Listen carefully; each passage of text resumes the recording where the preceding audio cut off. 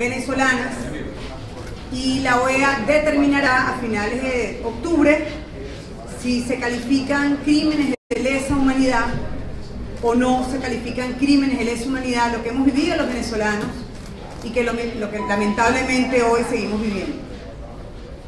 Es la cuarta audiencia testimonial sobre los casos que investiga la Organización de Estados Americanos y hoy, como siempre, quienes son los protagonistas, quienes hablan, en este caso son los familiares directos de presos políticos venezolanos y de asesinados en Venezuela a lo largo de los últimos años, asesinados en protestas pacíficas en el año 2014, en el año 2015 y en el año 2017.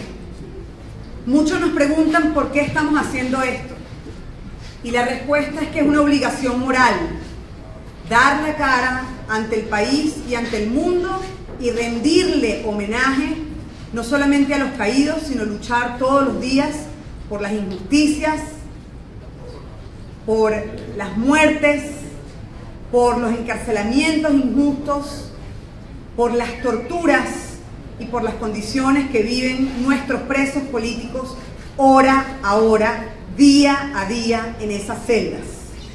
Entonces la respuesta es muy clara, es que es una obligación moral y ética luchar por la libertad, luchar por la justicia y dar testimonio objetivo, claro, a lo que nosotros hemos vivido como familiares de presos políticos y como familiares de héroes de la democracia.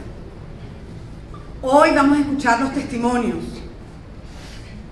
de Ana Luisa Pérez, esposa del preso político militar Eduardo Figueroa.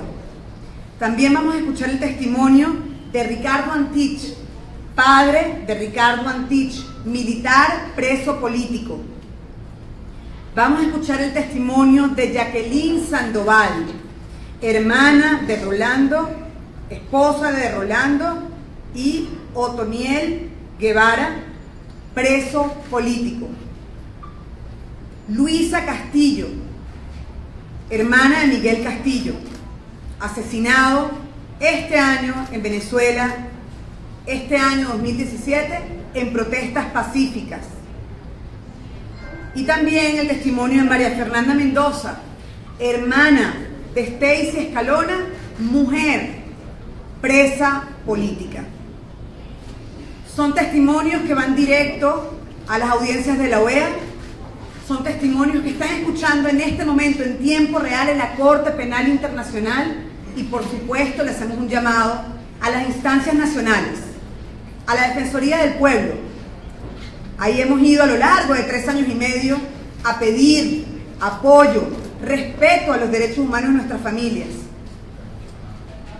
También al Ministerio Público y a todas las instancias nacionales que no nos vamos a dejar nunca de asistir, lo estábamos hablando ahorita con la abogada, de llevar nuestros testimonios, de llevar nuestras denuncias, porque nosotros sí creemos que vamos a rescatar la justicia y sí creemos en las instituciones y en los trabajadores de las instituciones que quieren que esto termine, que quieren un cambio en Venezuela y que más nunca se escuchen testimonios como estos. A las personas que no han vivido de cerca tener un preso político o tener un muerto, un asesinato en la familia, nosotros les pedimos que por un momento se pongan en el pie de ellos, que se pongan en los zapatos de cada una de estas personas y que escuchen estos testimonios con atención. Comenzamos con el testimonio de Ana Luisa Pérez, esposa de Eduardo Figueroa, militar preso político.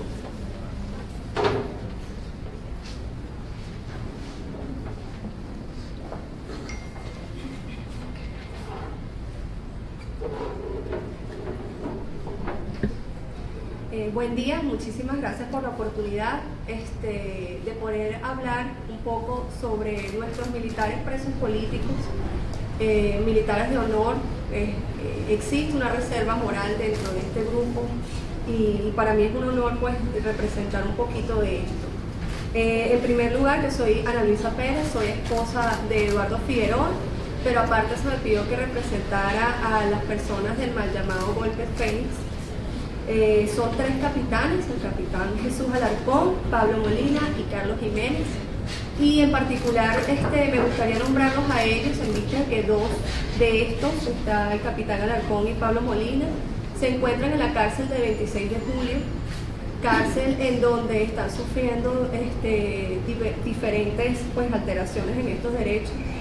En primer lugar, no les permiten la visita de niños ni de hombres en estas cárceles. Ellos no pueden ver a sus padres, a sus tíos, no pueden ver a sus hijos.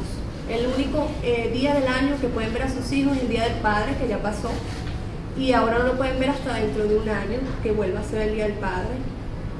Han bajado 20 kilos debido al tema de alimentación allí. Muchas veces les han dado agua de lentejas, comida con gusanos, y esto pues ha acarreado temas de salud importantes para ellos.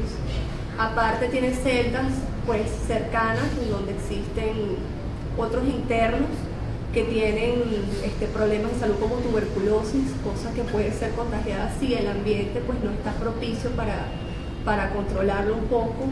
Y eso sin contar por supuesto que son militares en cárceles civiles, que en este caso no se debería presentar esta situación. En el caso de mi esposo en particular, fue acusado del mal llamado golpe Jericó del 2014, sale para Panamá. En Panamá sufrimos persecución política durante todo el 2015. Se nos trató de allanar la casa sin orden de allanamiento, se le trató de asesinar aprovechando la cumbre de las Américas. Este atentado fue truncado por la persona que lo iba a hacer, ya que se escapa y lo denuncia públicamente, y pudimos salvarnos de eso. Finalmente fue aprehendido y en tiempo récord, en menos de 16 horas, es deportado al país sin la oportunidad de la debida defensa. Él tenía hasta 15 días para demostrar que él se encontraba en el país por un delito político, por lo cual no debería ser deportado, y no le permitieron este debido proceso, y lo traen 16 horas bajo un delito común falso de legitimación de capitales.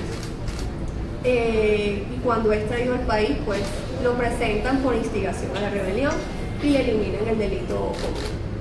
Es decir, que este delito común fue solamente colocado para que él fuera deportado para acá. Y tenemos centros de reclusión distintos donde la del Estado. Actualmente está en la cárcel de Ramo Verde, anteriormente estuvo en el DGC, en donde presentó problemas de salud debido a que estuvo 15 meses sin ver sol, 15 meses expuesto a gases tóxicos de las plantas eléctricas, de los carros que emanaban gases. Esto hizo que él sufriera de la tensión, que se mareara, que se desmayara constantemente, por lo cual pedimos el cambio de reclusión a donde está ahora en Ramo Verde. Lo que queremos sus familiares y los familiares de todos los presos políticos obviamente es la libertad, es las condiciones humanas, que entiendan que ellos tienen derechos, que él tiene derecho. En este caso, en particular de mi esposo, yo tengo 19 semanas de embarazo y quiero que mi hijo lo vea en libertad, que esté ahí el día del parto, que me acompañe. Eso es lo que yo deseo en este momento. Muchísimas gracias.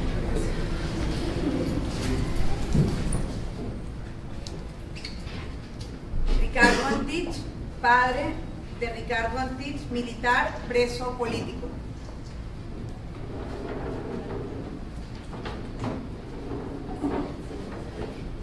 Buenos días, muchas gracias. Mi nombre es Ricardo Antich, como ya lo dijo Lilian, padre del primer teniente de la aviación, Ricardo José Antich Zapata, oficial de la aviación militar bolivariana venezolana.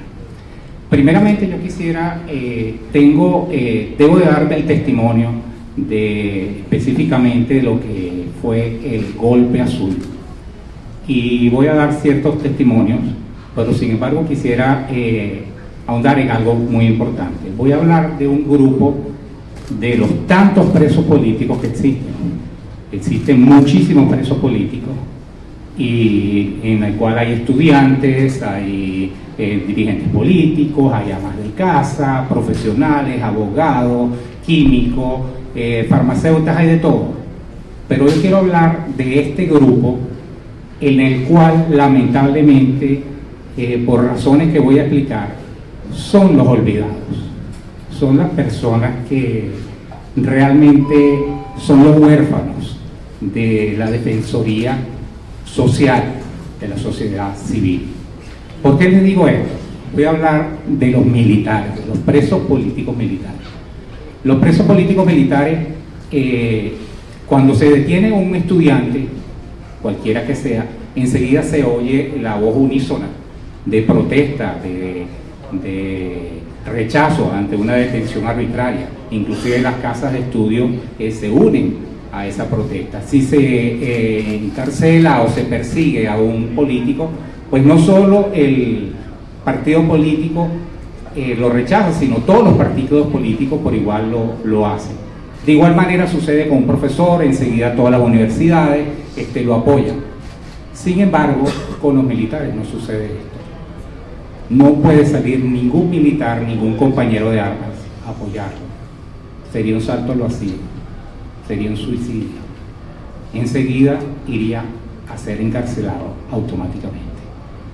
Es entendible quizás que de repente la parte militar ha sido como un tabú, y definitivamente estamos claros que los militares son subordinados al Ejecutivo Nacional. Entonces pareciese que los militares, los dueños de los militares, son el Ejecutivo, es el gobierno. Y es importante que se sepa que esta gente también tienen derechos constitucionales, tienen derechos que los ampara la ley y tienen derechos inclusive internacionales.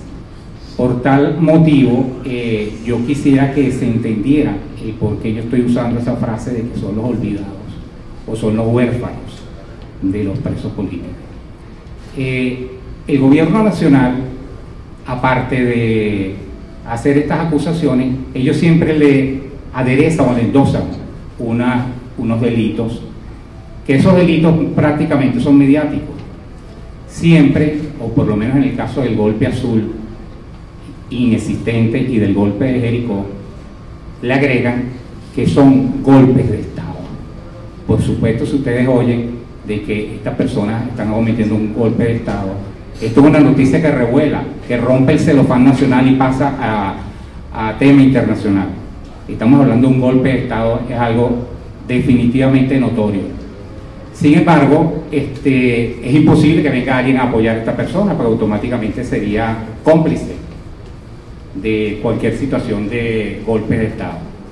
Esto fue muy notorio, público y notorio, las acusaciones hechas por altos jerarcas del gobierno nacional, en el cual se habló de hasta magnicidio contra el presidente de la República, de bombardeos con aviones, inclusive aviones Tucano, de bombardeos hacia las instituciones como son los poderes del CNE, el Consejo Nacional Electoral, contra Miraflores, contra el Ministerio de Interior, Justicia y Paz, directamente contra Telesur, contra Venezolana de Televisión. Todo esto fue publicado y dicho por televisión en cadena nacional.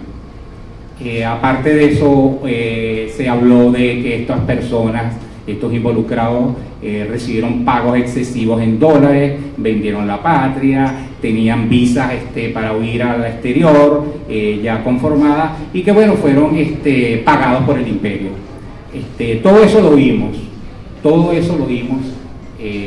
y con solo meterse en YouTube pueden corroborar todo lo que yo estoy diciendo. Sin embargo, es importante decir que esos golpes de Estado no existen. No existe, y la razón es porque el expediente acusatorio en los tribunales militares no se menciona absolutamente nada de lo que yo le estoy afirmando, o no lo que yo estoy afirmando, lo que afirmaron estos jerarcas del gobierno. No se menciona bombardeos ni ataques, inclusive decían, estas son con fotografías, este es el armamento incautado, estos son los planos de los cuales donde iban a bombardear, donde iban a acabar con media Caracas, porque era en Caracas, y de hecho inclusive iban a hacer hasta con aviones Tucanos, cuando los aviones Tucanos para la época estaban inoperativos por un problema estructural en el tren de aterrizaje. Porque o sea que ni siquiera los aviones estaban operativos. Pero esto no aparece en el expediente acusatorio. ¿Por qué no aparece en el expediente acusatorio algo tan fuerte? No aparece nada. No aparece bombardeo, no aparecen dólares, no aparecen visas, no aparece absolutamente nada. Ellos están condenados o fueron sentenciados por instigación a la rebelión y contra el decoro militar. Estos oficiales, es importante que el mínimo común de ellos es que son oficiales de primera línea, son los primeros que puntean en sus promociones, son oficiales ejemplares, oficiales de verdad, de calidad, apegados a la Constitución, apegados a las leyes de la República. Y bueno, es como un mensaje a los otros militares: bueno, vean lo que está sucediendo, el que se les ocurra hacer algo ya saben para dónde van. Sin embargo, para sorpresa de todos, mi hijo, el primer teniente Ricardo Antich, fue detenido junto con otros 7 y fue detenido en la base aérea, porque llamaron una reunión en la base aérea y asistió, por supuesto, no está involucrado absolutamente en nada. Fue detenido junto con otros oficiales y lo impresionante de todo es que fue tomado como testigo junto con el primer teniente Peter Moreno Guevara. Ellos fueron los testigos de excepción en el caso, asistieron a una prueba anticipada, estuvieron en una prueba de reconocimiento y por supuesto que esto no iba a durar mucho, no se iban a prestar para falsas componentes. Recibieron inclusive la amenaza de decir: bueno, tienen que colaborar con la causa, con las investigaciones, porque aquí está la boleta de aprehensión, por aquí está la boleta de aprehensión. Y después de estar 37 días secuestrados en el DGCIN, son imputados los 2 testigos. Una aberración jurídica, pero esa es la realidad. Sencillamente quiero dar testimonio y voy a nombrar 3 o 4 oficiales de este caso y más o menos dar quiénes son, quiénes realmente son. Inclusive voy a nombrar uno de Jericó. Voy a hablar del capitán Andrés Thompson.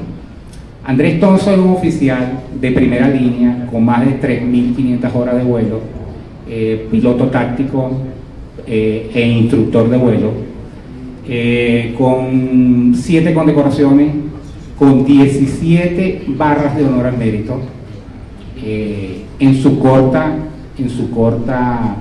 estamos hablando de 11 años de estar activo. Fue comisionado para el exterior, un oficial de primera línea. De igual manera, mi hijo Ricardo Antich es número 1 de su promoción como piloto, se graduó de número 1 como piloto, es inclusive también igual que el capitán Thompson, instructor de vuelo, y el primer teniente Peter Moreno, que es el otro que fue tomado como testigo, también un oficial excelente, igual, son pilotos. Ahora yo no sé quién iba a bombardear, porque de los detenidos los únicos 2 pilotos son los testigos. Entonces eran testigos que iban a bombardear, porque eran los únicos 2 pilotos, no hay otros, en el caso específico del golpe azul. Hay otros oficiales como el primer teniente Carlos Esqueda Martínez, que inclusive pertenecía al DIM, al Departamento de Contrainteligencia Militar, y fue también aprendido, sentenciado, imputado y sentenciado. De igual manera hubo torturas con otros oficiales, el primer teniente Henry Salazar, de igual manera el primer teniente Luis Lugo. Con ellos hubo torturas, no puedo decir que hubo tortura física con mi hijo, sería falso y no vengo a decir falso testimonio, pero sí la psicológica, el decirte: aquí está la boleta de aprehensión, a ver qué vas a hacer, pues ya es bastante intimidante. Sin embargo, quiero que sepan que estos oficiales fueron sentenciados a 9 años, 8 meses y 28 días. Algo aberrante. En el caso de mi hijo y del primer teniente Peter Moreno, el delito, como ya eran testigos, el delito fue de instigación a la rebelión en grado de complicidad, o sea, ni siquiera fueron actores materiales porque por supuesto ya eran testigos, y sin embargo la pena fueron prácticamente sentenciados como si fuesen autores materiales de algo que sencillamente no existe. Para darles una muestra, supuestamente el magnicidio contra el ciudadano presidente de la República iba a ser en el desfile del 12 de febrero, nuestra digna fecha patria, Día de la Juventud, y ese atentado iba a ser en el desfile, pero mi hijo estaba en la tribuna de al lado porque lo habían mandado de comisión junto con sus alumnos para que asistiera al desfile en la tribuna de al lado del presidente. No sé cómo iba a ser el atentado, si tendría el avión en el bolsillo, será. Y el primer teniente Moreno estaba de reposo. Sin embargo, estos testimonios que le estoy diciendo han sido reiterativos. Todos los delitos, o la gran mayoría de todos los delitos de los militares, son instigación a la rebelión y contra el decoro militar, tipificados en el Código Orgánico de Justicia Militar. Desde un principio, el juicio, con todos los vicios, nulo de toda nulidad, empezó con algo que es importante señalarlo. El Código Orgánico de Justicia Militar dice que todo oficial o todo militar debe ser juzgado por un tribunal ordinario militar, y que no se conforman tribunales accidentales, al menos que estemos en situación de guerra. Lo dice el Código Orgánico de Justicia Militar. En situación de guerra que se conforman los tribunales accidentales. Sin embargo, a mi hijo se le conformó, o a mi hijo no, al grupo de Golpe Azul, le hicieron un tribunal accidental. Ya desde el principio estamos hablando que hay una flagrante violación del debido proceso, porque sencillamente ni siquiera se está respetando eso. Hicieron un consejo de guerra y definitivamente hubo una sentencia sin pruebas. Prácticamente puedo decir que mi hijo ni es nombrado en el transcurso de un año de juicio. De igual manera, el primer teniente Moreno Guevara, Peter Moreno Guevara, y Carlos Esqueda Martínez.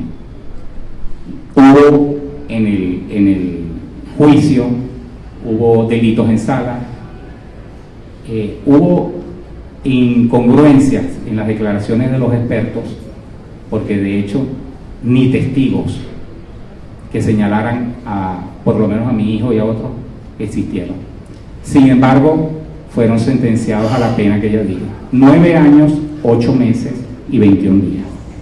Él está ahorita recluido en la cárcel de La Pica, en el anexo militar de CEPROMIL, que es el Departamento de Procesados Militares de Oriente, en Maturín, en La Pica, en Maturín, Estado Monagas, siendo nuestro domicilio la ciudad de Maracay, en el estado de Aragua. Se imaginarán lo que es un traslado para visitar a mi hijo: 8 horas de carretera, los riesgos que incurren, los gastos, y es una aberración. Definitivamente esto es una aberración. Sin embargo, todavía tenemos fe de que haya administración de justicia, tenemos fe de que sea el Todopoderoso nos ilumine a todos nosotros, para que definitivamente estos oficiales inocentes, completamente inocentes, consigan su libertad. Es importante señalar que estos oficiales han sido apegados a la Constitución, a las leyes, y si hay un delito que le quieran imputar, ese es respetuoso de Venezuela. Muchas gracias.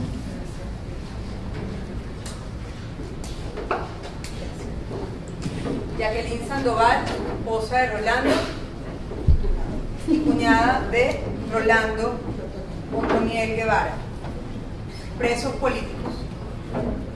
Buenos días, mi nombre es Jacqueline Sandoval, esposa del comisario jefe Rolando Guevara, cuñada del comisario general Otoniel Guevara, y presos desde el año 2004 acusados por el homicidio de Danilo Anderson. Como ustedes recordarán, aparte de los policías metropolitanos y los Guevara, son los únicos presos políticos del gobierno de Chávez. Actualmente 9 presos políticos del gobierno de Chávez que todavía no se ha considerado ni siquiera su libertad. Rolando y Otoniel fueron secuestrados por comisiones mixtas de policías el día 23 de noviembre del año 2004, fecha en la cual fue unas detenciones en conjunto a la misma hora, debidamente preparadas por los policías, y fueron presentados a los tribunales 3 días después. En esos 3 días pues fueron torturados, fueron desaparecidos, y días antes incluso Juan Guevara, primo de ellos, fue también detenido, tuvo una semana desaparecido y puesto después a la orden de los tribunales el día 26 de noviembre. Durante todo este tiempo, pues si no fuera por lo que fue la denuncia oportuna de mi parte, creo que en este momento estuvieran muertos, y porque hubo precisamente esa desaparición forzada por parte de la policía, donde durante todo ese tiempo pues fuimos allanados 2 veces, incluso porque los policías como que no se ponían de acuerdo, no sabían las comisiones que ya se habían hecho los allanamientos. Fuimos allanados 2 veces en nuestra residencia. Se instauró la jurisdicción antiterrorista y posteriormente encausaron esa casa. Fue uno de los principales peleas de nosotros en cuanto a la jurisdicción que se debía utilizar, porque para ese entonces los tribunales se supone que habían tribunales antiterroristas, pero realmente eran jueces nominales, todos afectos al gobierno, que de alguna manera eran los únicos autorizados para conocer de los casos antiterroristas. Y hasta la fecha, bueno, solamente le ha sido aplicada a los presos políticos hasta donde nosotros tenemos conocimiento. Como es bien conocido pues por casi todos los medios, fue utilizado para este caso el testigo estrella, Giovanni Vázquez, actualmente incluso preso por paramilitar, está en este momento en Ramo Verde detenido. Y por supuesto lo que fue la declaración de Márquez Peñuela, donde después precisamente de todo lo que fue este proceso que duró 1 año, sí, lo que sería el querer de cualquier preso en Venezuela, que ya todavía no se había cumplido 1 año de la detención de ellos y ya había sentencia en este caso.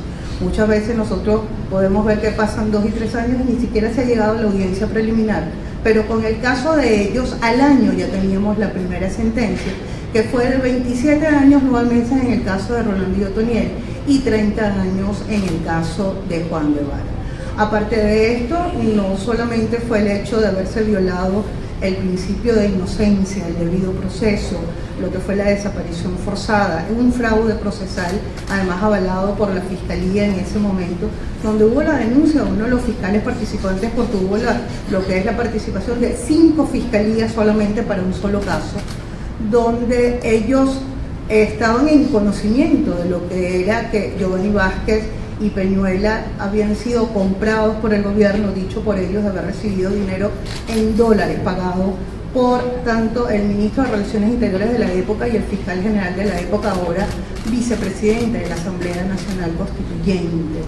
Entonces nosotros vemos cómo nos vende precisamente este fiscal general lo que es la presencia de un testigo diciendo que lo olió, se lo comió, lo pensó, era como que el Dios personificado diciendo la verdad, cuando realmente el mismo testigo señaló que se le había dado un guión sobre lo que debía decir, y lo que además trajo como consecuencia que el mismo fiscal general de la época dijo que iba a llenar un autobús con todos los responsables del caso Anderson, cuando realmente utilizaban un testimonio de Danilo Anderson donde cambiaban los nombres de los supuestos participantes, porque se supone que la idea original era la Operación Cóndor, según ellos, donde el fin era matar al presidente Chávez para ese momento. El presidente Chávez y por supuesto una cantidad de ministros en su momento y se inició, según ellos, pues con el fiscal Danilo Anderson. Nosotros hemos podido ver a través de todos estos años lo que fue la tortura, no solamente antes, sino después de estar detenidos. Continúan aún detenidos, aún cuando desde el año 2011 han podido acceder a lo que son las medidas alternativas al proceso. Y jamás pues se les va a hacer lo que es el respectivo examen. La única vez que se hizo un examen, un primer examen, fue porque la ministra Iris Varela pasó por SEBIN haciendo pues un recorrido dentro de lo que son las cárceles y señaló, bueno, que había personas que ya estaban sentenciadas y se le hizo. ¿Cuál fue el resultado? En el caso de Otoniel se señaló que como no admitía los hechos, como no se hacía responsable de los hechos, pues no podía pasar el examen. En el caso de Rolando decía que era un ser inseguro. Imagínense un comisario jefe del Cuerpo Técnico de Policía Judicial premiado y galardonado con todo lo que son los honores dentro de lo que es la policía y señalar que es un ser inseguro en este caso, ¿no? Da risa nada más leer lo que son estos informes. Por supuesto le fue negado en esa oportunidad y todavía al año 2017 nosotros esperamos por unas medidas alternativas al cumplimiento de la pena. En el caso particular de Rolando ha tenido dificultades pues, de salud, donde incluso se le hizo un cateterismo exploratorio después de 4 o 5 años de estarlo solicitando y todavía a estas alturas se dijo que no ameritaba lo que era una operación del corazón y que iba a ser con tratamiento. Tratamiento, por supuesto, que todavía estamos esperando porque tampoco se le ha hecho el tratamiento. Hemos pedido en varias oportunidades por lo que es medida humanitaria, en este caso por razones de salud, y bueno, estamos a la espera de que algún día algún juez se pronuncie, por cuanto en el mismo Tribunal Sexto de Ejecución, que tú puedes ir una vez al mes, cada 2 meses, lo que tú quieras, siempre hay un juez distinto y siempre pues te señala que es un caso muy difícil y que bueno, no se puede decidir sino lo elemental, pero en ningún caso pues por supuesto deciden lo que deben decidir en este caso. Como abogado, como esposa, pues por supuesto uno cuando lee el caso Anderson, que además les puedo decir que inicialmente cuando yo me encargué del caso, porque yo era fiscal del Ministerio Público y fui despedida del caso, sencillamente porque según el fiscal Julián Isaías Rodríguez, yo era una bomba de tiempo dentro de la institución, de saber, me imagino, pues todo lo que se estaba haciendo con ese caso y me imagino que con muchos más. Sencillamente no llegaron las actas completas. Nosotros pudimos apreciar, o yo leí inicialmente alrededor de 20 piezas del expediente, de las cuales solamente llegaron 8 a tribunales. Sí, ¿qué decían o qué hacían o qué tenían ellos en esas otras piezas que nunca pudimos ver? Solamente será un secreto que guarda el Ministerio Público, igual como decía uno de los fiscales que después denunció que se trataba incluso de un fraude procesal, que la fiscal Luis Ortega también conocía pues de lo que era el fraude procesal que se estaba llevando en el caso Anderson y cómo se estaba manejando ese caso.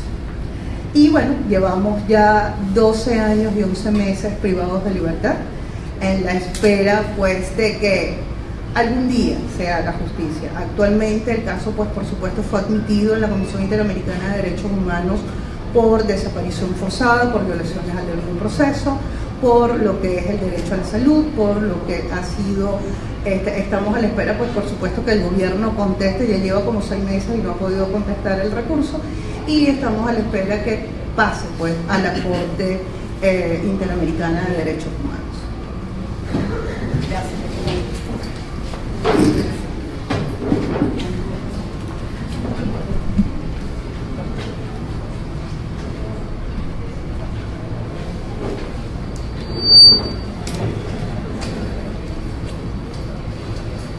Buenos días. Luisa Castillo, hermana de Miguel Castillo, asesinado en el marco de las protestas pacíficas de la oposición en el año 2017. Buenos días, mi nombre es Luisa Castillo, hermana de Miguel Castillo. Miguel lo asesinaron el 10 de mayo, hoy justamente está cumpliendo 5 meses de su asesinato. Miguel ese día salió a la 1:30 de la tarde y llegó a la protesta como a las 2. A mí me llaman a las 2:30 de la tarde que a Miguel ya lo habían herido. Es decir, Miguel no tuvo derecho a protestar por mucho tiempo en esa protesta, porque solo duró media hora. En media hora ya Miguel lo habían asesinado. Miguel llegó y una bala de plomo le atravesó por el intercostal izquierdo y se le alojó en el corazón. Miguel muere instantáneamente. No había posibilidad de reanimarlo, porque simplemente esa bala cegó su vida. A mí me llaman y me dicen: tú eres hermana de Miguel Castillo. Sí, ¿qué pasó? A él lo hirieron. Corre a la policlínica Las Mercedes, que lo están atendiendo. En el momento que yo llego, había mucha confusión. Ya era inmediato. En las redes sociales ya estaba puesto. De hecho, mi hermano mayor, él vive en Chile, él se entera por las redes sociales. Porque él era el que le avisaba a Miguel cómo estaba la calle, porque para nadie es un secreto que aquí no hay información en ese momento en las protestas. Entonces Juan le avisaba a él, y justo ese día no fue la excepción. Él le avisa, él no le dio chance de avisarle, disculpe, porque simplemente cuando se mete en las redes sociales ya decía su nombre en todas partes. Cuando nosotros llegamos a la clínica, información no nos daban, por lo menos a mí, porque no era la madre. Tuvimos que esperar a que llegara mi mamá para que el médico la atendiera a ella y le dijera que su hijo había muerto. Una vez que nos dicen que muere, empezó el caos. Yo recuerdo ese día y lo tengo vivo, porque apenas son 5 meses. 5 meses que a Miguel le apagaron su risa. Él era comunicador social. Si bien es cierto que él salía a manifestar, pero de una manera pacífica, porque estaba en su derecho. Porque aquí todo el mundo tiene derecho a protestar lo que no quiere. Y Miguel ese día salió a eso, como todos los días que salía. Hay una frase de él que nunca se me olvida. Él siempre me decía: quédate tranquila, que a mí la vallita me regresa a casa. Esa vez no fue así. Nosotros como familiares lo único que queremos es justicia. Yo sé que la justicia divina está sobre cualquier otra justicia, pero necesitamos que esa persona, que es un guardia nacional, le corta la libertad, porque si él cegó la vida de mi hermano, él no merece estar en la calle y vivir libremente, porque no es justo. Lo más importante que quiero recalcar aquí es que todavía no tenemos respuesta. Todavía no tenemos respuesta, no tenemos nombre de esa persona. Para nosotros como familia es muy duro despertarse todos los días y saber que él no va a llegar a la casa. Despertarse todos los días y tener que vivir con esta realidad. En un principio fue muy una manera de ver o no terminar de entender lo que estaba pasando. Hoy en día es más difícil porque ya uno cae en cuenta que realmente pues no va a llegar a casa. Nosotros como familiares de una persona asesinada ya no tenemos esa esperanza de volverlo a ver. Y nos duele todos los días levantarnos y no tenerlo con nosotros en la casa. Pero yo estoy segura que él va a abrir los caminos para que tenga justicia. De todas maneras, ese día él estaba en una posición o que lo asesinaban o se lo llevaban preso porque venía la Policía Nacional por el otro lado. Tuvo mala suerte, estaba en el lugar que no era. Como les dije, fue una bala de plomo que se le alojó en el corazón. No había manera de reanimarlo. Los médicos sí nos los dejaron claro que él no sufrió. Es como algo que nos da un poco de alivio, y ni siquiera. Quiero recalcar que si bien es cierto que en las protestas uno salía, pero en este país, en ese tiempo o en lo que estamos, no tenemos ese derecho. Nos cuartean muchos derechos, y uno de los derechos que nos cuartearon en ese momento fue la libertad de expresión.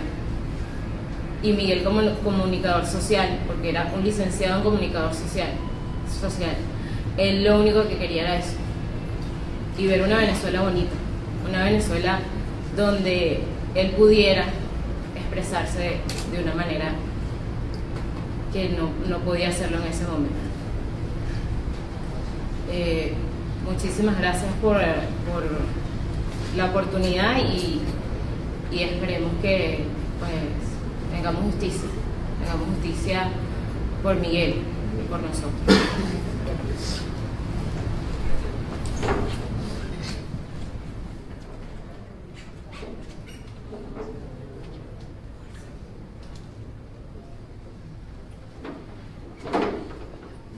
María Fernanda Mendoza, hermana de Stacy Escalona, mujer presa política. Bueno, buenas tardes. Mi nombre es María Fernanda Mendoza, soy hermana de Stacy Escalona. Quiero agradecerles a toda Lía, sobre todo a todo el comité, a todos los presentes, por el apoyo que nos han dado desde el primer día por mi hermana. Mi hermana es la primera mujer de la diáspora venezolana en ser detenida, siendo civil, y está siendo juzgada por un tribunal militar. Fue detenida el 11 de enero del 2017 junto al diputado Gilbert Caro por el organismo del SEBIN en el peaje de la entrada de la Guanagua en Valencia. Mi hermana la acusan de rebelión militar, traición a la patria y sustracción de armamento. Como lo decimos siempre coloquialmente, a mi hermana le sembraron los explosivos C4, que se los colocaron en el asiento donde yo iba sentada, y ella misma lo dice, es que yo venía empollando los C4 desde Ureña. Cuando digo que es la primera mujer de la diáspora venezolana, es porque mi hermana tenía 8 años viviendo en Suiza. Mi hermana no vivía aquí en Venezuela. Mi hermana, como todos los años, venía a Venezuela a pasar Navidades con nosotros, con papá, con mis hermanos, conmigo, con mi hija. Llegaba aquí a Venezuela y lo primero que hacía era un bolsito, meter sus cosas y se iba porque le encantaba visitar todos los lugares. Sobre todo ir a comer cachapa, lo que le encantaba a ella. Ese día no fue la excepción para ella. Se fue junto con nuestro amigo el diputado Gilbert Caro a recorrer Ureña, recorrer Mérida, Táchira, Barinas, todos los ríos. Lamentablemente, días antes del 11 de su detención, el presidente Nicolás Maduro dio una orden de realizar un golpe, comando antigolpe, y se fue para Nicaragua. El 11 de enero a las 9:30 de la mañana, mi hermana viene de regreso. Es fuerte todo lo que, porque es revivir todo lo que estoy diciendo, es fuerte para uno como familiar, porque es inocente. Pero ese día a mi hermana le cambia todo, porque es detenida injustamente, y para ella, como lo dijo, palabras textuales de ella, esto va a pasar, porque estoy con Gilbert, estoy con un diputado, es mi amigo, y tiene inmunidad parlamentaria, la cual fue violada. Hoy son 275 días, 275 días de cual está privada de su libertad, 275 días de los cuales mi hermana cada día se deteriora más, su salud, sus condiciones son más fuertes.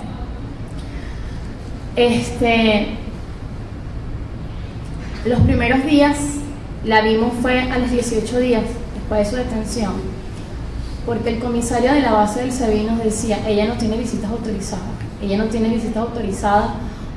por la parte presidencial.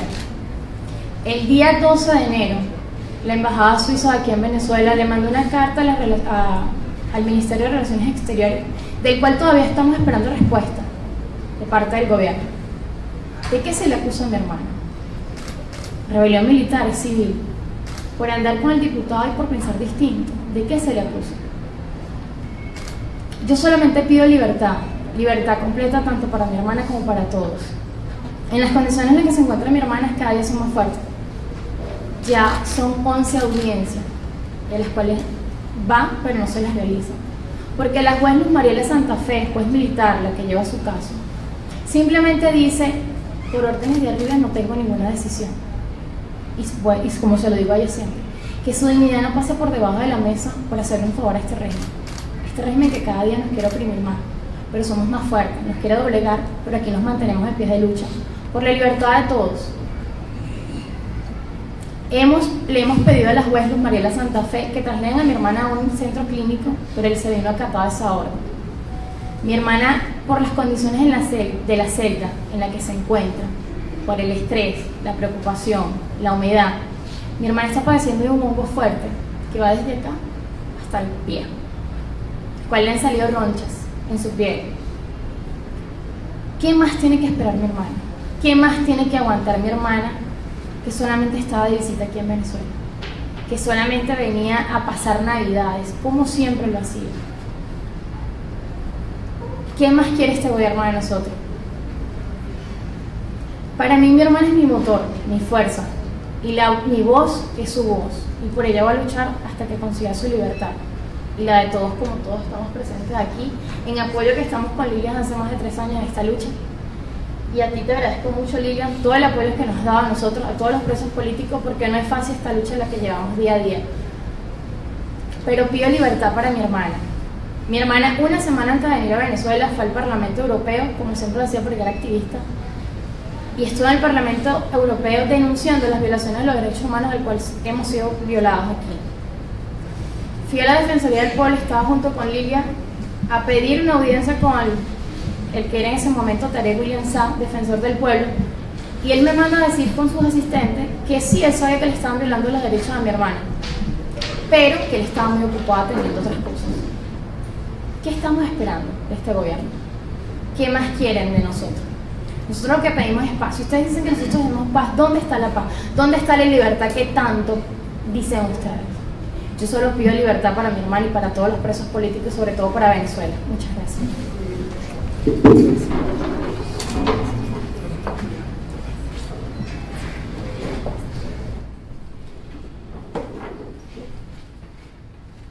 Escuchamos los testimonios de Ana Luisa Pérez, Ricardo Antich, Luisa Castillo, María Fernanda Mendoza y Jacqueline Sandoval. Hoy en especial queremos agradecerle a Jacqueline por estar aquí.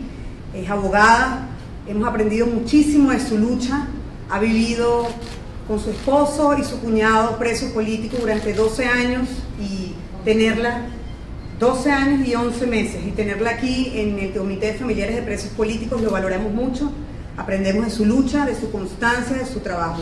Gracias, Jacqueline, en nombre de todo el comité, estar aquí con nosotros.